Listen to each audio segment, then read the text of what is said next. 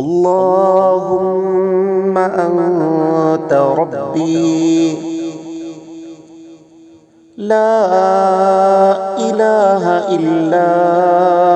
أنت خلقتني وأنا عبدك وأنا على عهدك ووعدك ما استطعت أعوذ بك من شر ما صنعت